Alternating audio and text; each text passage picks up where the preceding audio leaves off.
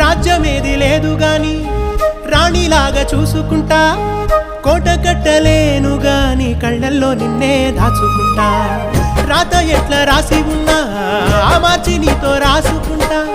స్వర్గమంటూ ఉన్నదంటే అది నీతోనే ప్రతిరోజు పంచుకుంటా.